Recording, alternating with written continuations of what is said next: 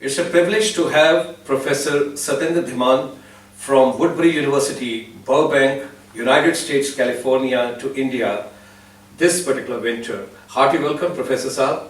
It's such a pleasure to have you over here as the President of ICSI, International Chamber for Service Industry. Ladies and gentlemen, it's very rare in life that you are a student in India and you are a trainer, teacher, educator in India, and thereafter you move to United States. You become student over there, and thereafter you become teacher over there. You author a number of books while being in India, and also a gold medalist from Punjab University. And after going to United States, you take on your teaching assignment, become an educator, and at the same time, you author a number of books there as well. It's a rare combination, Professor Saab. You are privileged by the God Almighty. And it's a privilege for all of us. Today you are visiting and you are here with us in this August gathering. We would like to know something about global perspective of education system, what all is happening globally, and then you can give us what's going on in the United States before we come to the Indian perspective.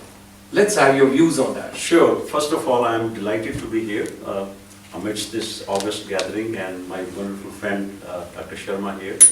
It is always a pleasure to come back to your country and visit and kind of connect with your, or I should say reconnect with your roots. So that's what I'm doing.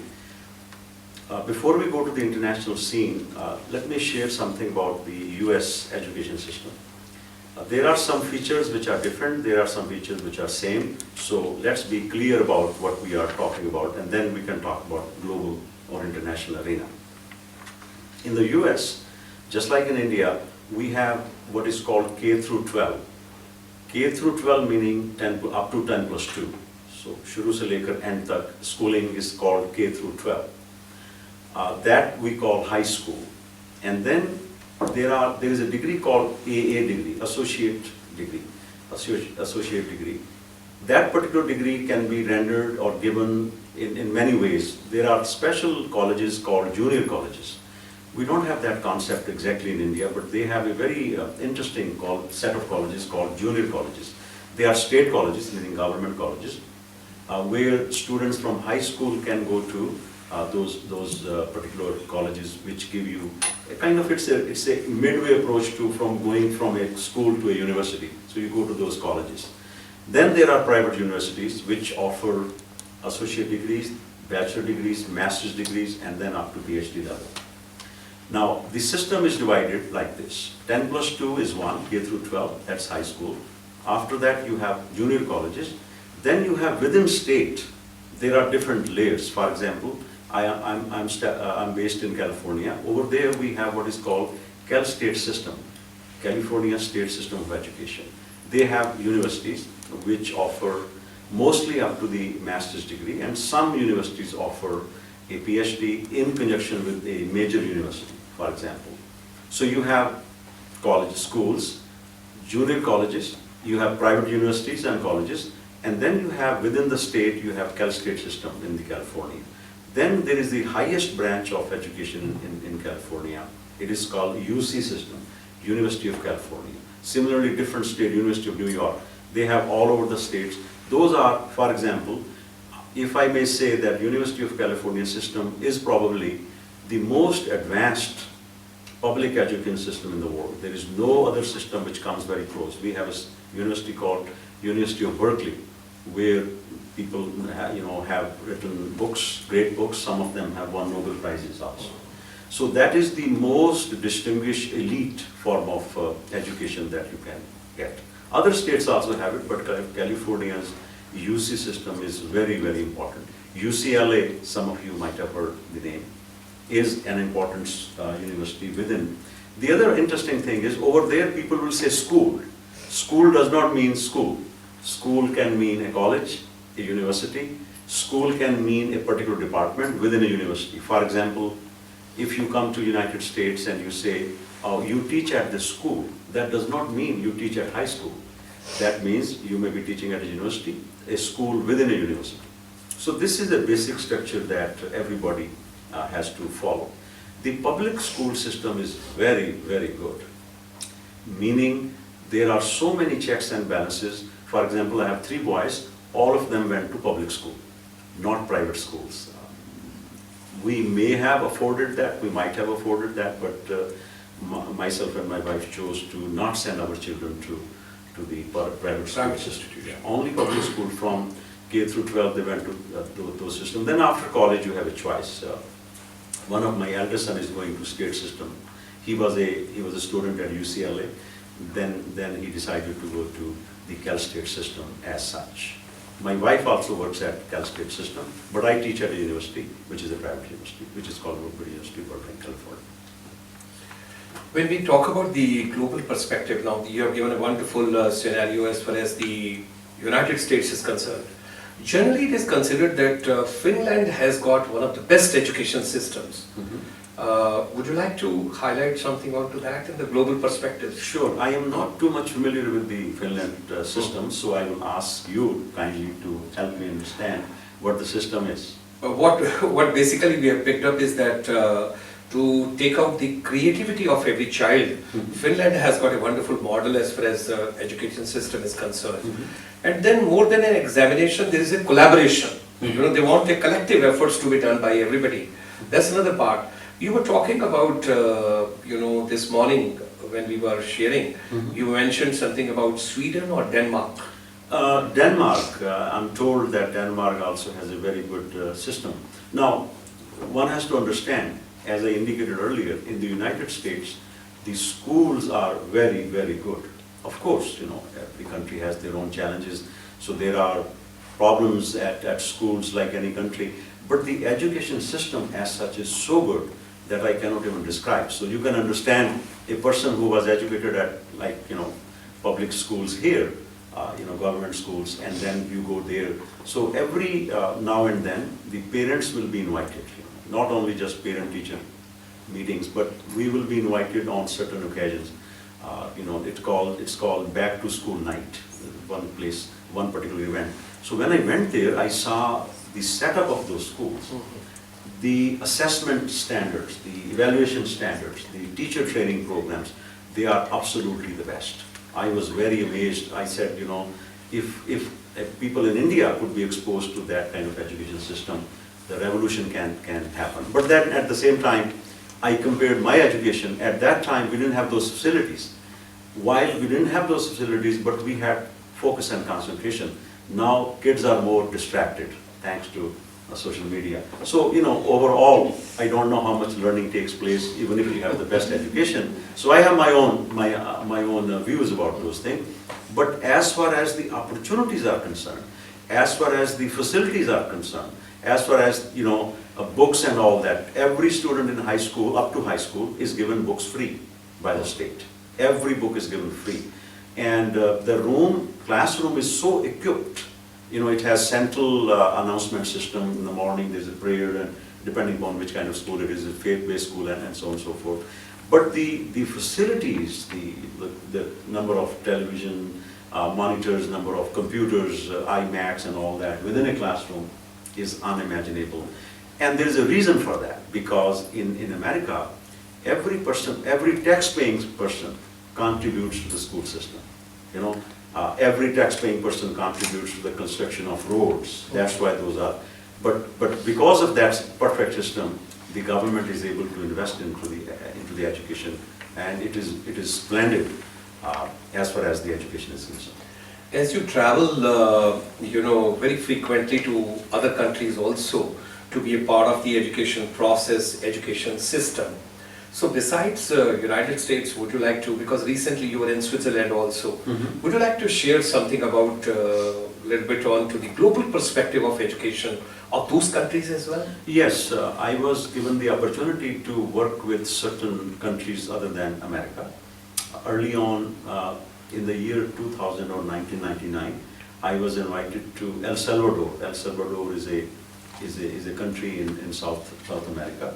I was invited to develop an e-commerce program over there. But then e-commerce market changed, as you know, it becomes a common thing. But I was invited by the University of Francisco Gavidia, something like that. So I traveled there. Then I have done some consulting work in Canada. I do some accreditation. You know, many universities apply for recognition or accreditation to the United States. Oh. So I work with the agency called ACBSP, and it's kind of professional contribution. We do service only. It's not much from the standpoint of remuneration or something. We work for a very small honorarium. But the idea is that a university, for example, an Indian university can apply for a US accreditation, the body that I'm working with. I'm not an employee of that body, but we just work as a consultant or a professional helping them. So that university which applies for accreditation, a mentor is assigned for 2 to 3 years. I have served as a mentor to several universities in India, as well as in Canada, as well as in the United States, as well as in Europe. Recently, I was the school that Dr. Sharma has alluded to. It's a sustainability management school. SUMAS, it's called SUMAS, it's in Geneva, small town in Geneva. They offer the first sustainability MBA program in Europe. So I was assigned as a mentor for that school for 3 years. And I helped them build their curriculum from ground zero. When I went there, basically there was not much for me to. So I not only acted as a mentor, but also helped them to build their curriculum. Now, before I came here, we got the good news that they were accredited within 3 years. Most of the schools, other I would say 100% of the schools I have mentored, they get accredited in the very first attempt. Very nice. So there was no, you go there and no accredit. Because the idea is, my goal is that if you work with some organization, you give your best and you tell them what's the best thing to do, the best practices. So that was one school. But a few months ago, I was in Paris conducting evaluation for a hospitality management school, and I mentioned to you, Dr. Sharma, about that when I went there. That school was applying for re-accreditation. They were already accredited. After 10 years, they have to renew it. So I led the team of 3 people. I was the leader, team lead of, it's called peer review site visit team. You know, we are all peers, professors from different universities. We go to a university, we look at their complete management system, from leadership to strategic planning, to customer focus, to evaluation of other services, to evaluation of their learning outcomes and so on and so forth. So that particular perspective provided me the real insight into how those universities work. Fundamentally, it is not different from US. If it is different, they try to, you have to understand, United States has, in my opinion, the most sophisticated higher education system in the world. There's no question about that. If you're looking for, in any field for that matter, US can offer the best of the best higher education system in the world. So many international schools try to sort of emulate the example of United States. That's really nice to have your perspective, from the other countries' comparison with the United States. Now, would you like to give some kind of a synthesis or a conclusion? Because in the next episode, I will be talking more on the Indian perspective. And this part, would you like to conclude while giving some sermon to our Indian educators, our youth, our students, our system, our policy, whatever we have got in India? I think, the best approach to education in the United States is based on accreditation. Accreditation is a body of independent professional reviewers who come to the university and they look at your system from ground up to the graduation of the students and the assessment of learning, and they give you approval of that. For example, the school I teach, Woodbury University, it is accredited by, there's a regional accreditation. You have to have that. If you don't have it, you cannot be in the education business. Then at the top of that, you apply for a professional accreditation. So we have the accreditation regarding which I serve as a mentor and team lead. But then we also have second highest accreditation in business. It is called AACBSP. Only 5% schools, business schools in the world are accredited by that. The other body, only 12 to 15% schools are accredited by that. For example, in India, I'm told that there are 1 or 2 schools out of thousands that we have are accredited by AACBSP, and maybe 13 to 14 schools are accredited by ACBSP. Out of those 13 and 14, I was involved with 8 or 9 schools, either as a mentor or as a team lead or as a team player or as a team member of that. So what that does is you are measured with the best of the best. It's a benchmarking process. It's a process, it's like a level playing field. Our university has the same accreditation as other top universities have. So even if the university is not size-wise that big, name brand-wise, not as well known as many well-known universities are, but one thing is clear, we were measured against the same quality standards as those universities have been. So this is a one way of proving that our curriculum is not any less than those big universities. Okay. If we can bring something like that to India, that will provide us that benchmark to compare with international standards.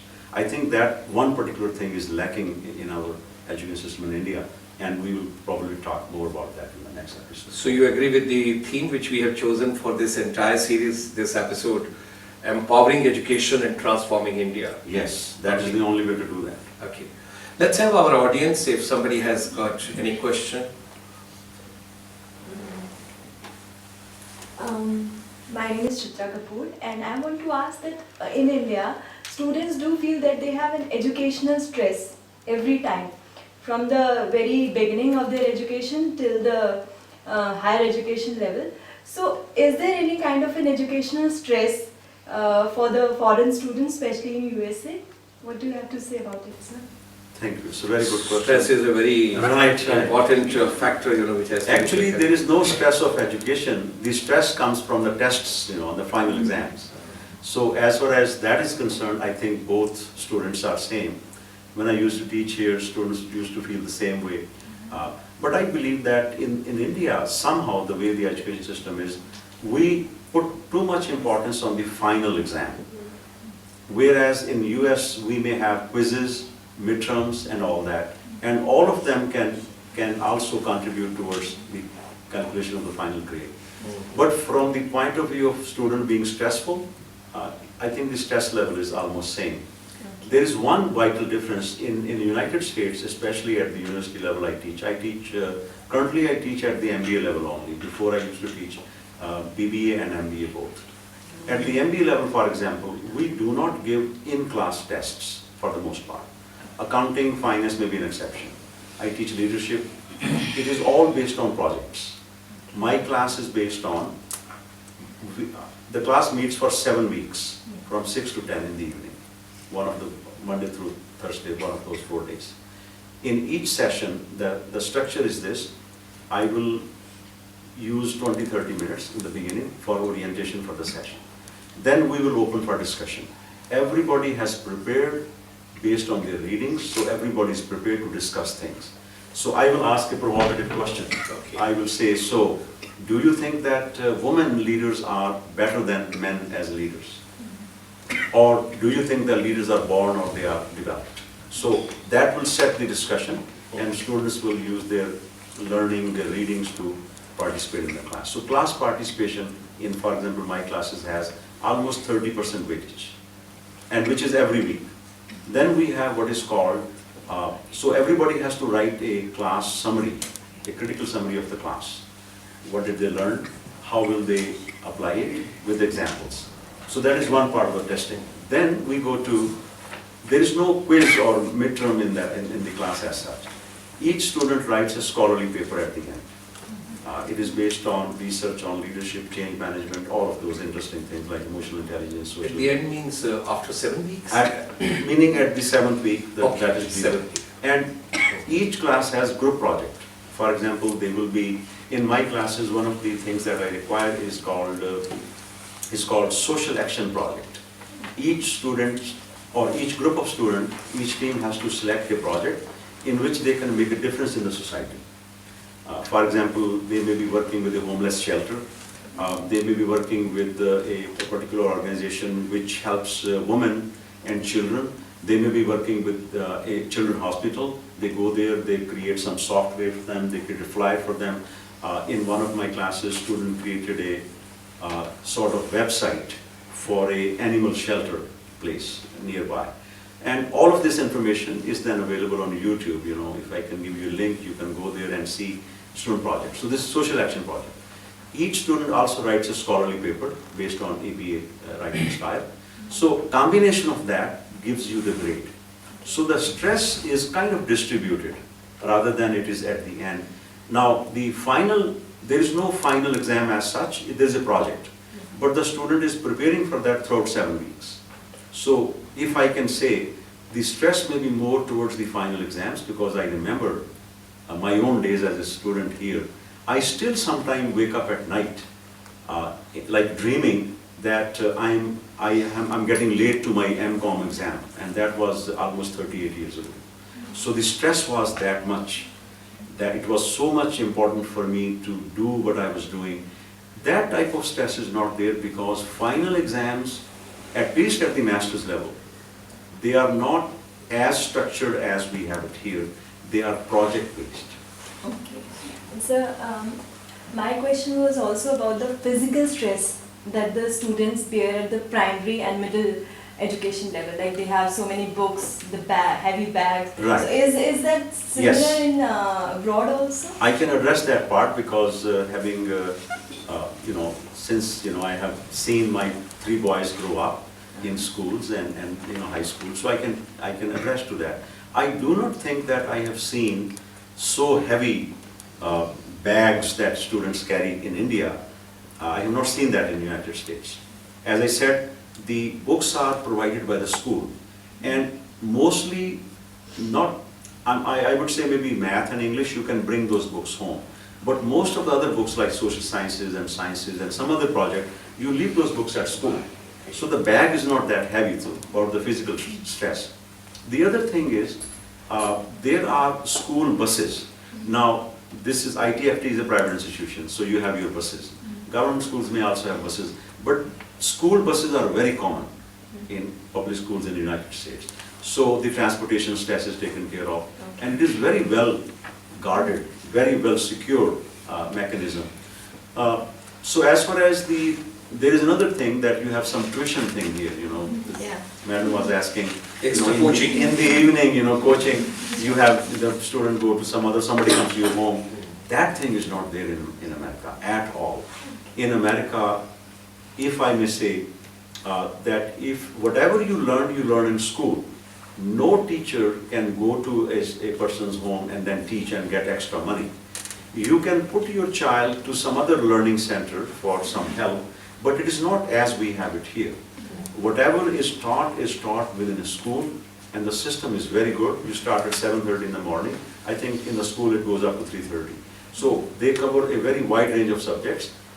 So I would say that because the emphasis is not on quantity as much as we have in India, the physical stress is less over there. And the emphasis is more on creativity, learning, and hence I would say that we put too much emphasis on quantity in our country, and that also is responsible for what kind of students they turn out to be later on, I would say. So I think Thank what you, we sir. pick up from the first episode over here, there has to be a stress-free learning system, Yes. learning environment. The weightage part of the bag has to be reduced, maybe in the digital era, because ICT and particularly technology playing very important role, and good inferences which we have drawn from the global perspective from Professor Dhiman. So we thank you for joining us over here in the first episode of Empowering Education and Transforming India and giving us the global perspective.